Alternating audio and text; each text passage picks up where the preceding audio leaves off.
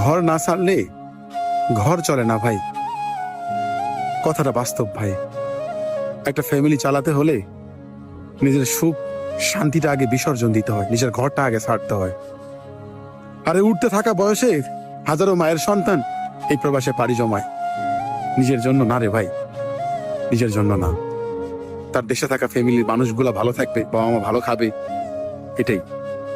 কে বোঝে ভাই যে ছেলেটা 16 বছর বয়সে লাখ টাকা ঋণের বোঝা মাথায় নিয়ে এই প্রবাসে পইরা আছে, দিন শেষে সেই ছেলেটাই আবার অবহেলিত হয় সেই আপন মানুষদের কাছে, যাদের জন্য ঘর বাড়ি ছাইরা টাকা পয়সা দিয়া এত কষ্ট কইরা এই প্রবাসের মাটিতে জীবন যুদ্ধে পড়ে থাকে।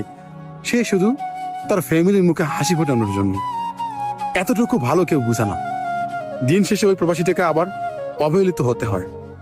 কারণ সবাই জানে যে প্রবাসে গেছে, সে হয়তো ভালো আছে, ভালো খাচ্ছে, আমাদের দিচ্ছে, সে হয়তো মাসে লাখ লাখ টাকা ইনকাম করতেছে, কিন্তু ভাবতেছে না যে যে ছেলেটা আমাদের ভালো রাখতেছে সে কত কিছু ত্যাগ কইরা সেই প্রবাসের মাটিতে পইরা আছে। না পায় বাবা মার ভালোবাসা, না পায় গ্রামবাসীর ভালোবাসা, না পাচ্ছে মায়ের হাতের খাবার ঠিক মতো, না নেয় কেউ যত্ন এই প্রবাসের মাটিতে। সে শুধু নিজে ভালো থাকার জন্য নয়, নিজেকে প্রতিষ্ঠিত করার জন্য নয়, আরে যে ঘর সাইরা দিছে এই ঘরের মানুষগুলোকে ভালো রাখার জন্য এই ঘর বাড়ি সাইরা এই প্রবাসে পাড়ি জমাইছে।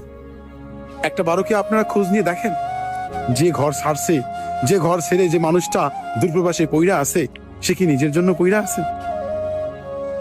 না, সে